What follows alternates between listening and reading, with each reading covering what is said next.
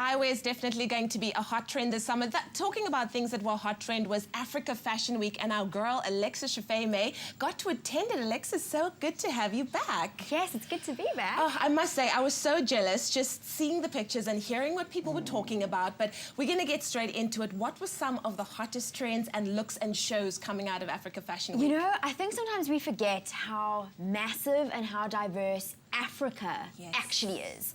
So we have this amazing pool of talent because it's drawing on so many different cultures and heritages across the continent. It's actually incredible.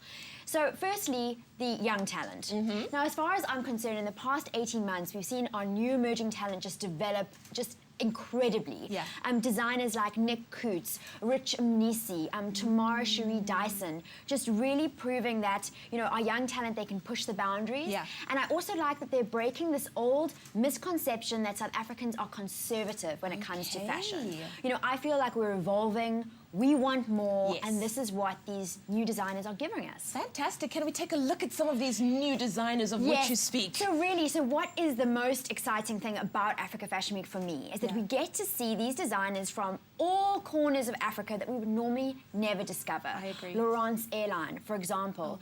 Her menswear is just, it's captivating. You can't stop from looking at it. Just immaculate construction of the garments. Wow. Christy Brown she takes African prints and gives them a completely global, contemporary look. Another one is Kibanen, originally from Cameroon, now in New York. She's taken our traditional prints and just given them that absolutely global twist, which is what you find a lot at Africa Fashion Week. You find that they're very authentic in their Africanness, but it has a very global spin on it. That's fantastic. Mill Collins also launched their menswear and a street line.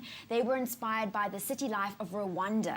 So it's streetwear, which is a global trend, but it's been given this like African twist to it. They're actually from Barcelona. They've been living in Rwanda for 10 years. So you can imagine their take on Africa as a European. That's so cool. Taibo Bakar from Mozambique, believe it or not, showed us 52 incredible pieces of fashion.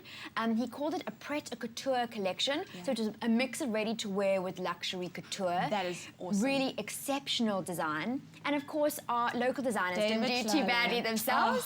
I love him. David showed his collection from New York Fashion Week, which was amazing to see up close, because then you really see the embellishment on those prints, the incredible construction on those garments, those perfect white shirts. Really, I think as a local ambassador on a global stage, he is so well poised for that. And then another one of my favorites, Marianne Fassler, icon in the industry. What I really admire about Marianne is that she's very consistent. She has stuck to her signature for probably over a decade now, long before the international designers were using African prints, long before we were clashing print and color on the runway. She's been doing it, and she does it so well, and yet season after season, she still tweaks it to make it fresh. I love that. And of course, the golden boy, Makosa Baladuma. The world is literally going nuts for this man's designs. Absolutely crazy. He's so big in Europe. He saw the gap, something very, very special in our Xhosa heritage, and he's designed this range which now the world is literally clamoring over.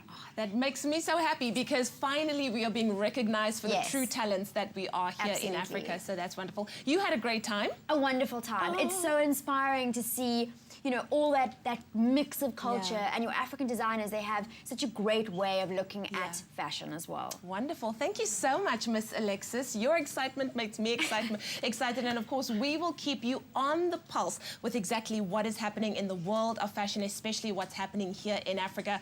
Now, from fashion, let's move over to beauty, and we're asking the question this morning, how many uses do you think your lipstick has? We're talking about lipstick multitasking.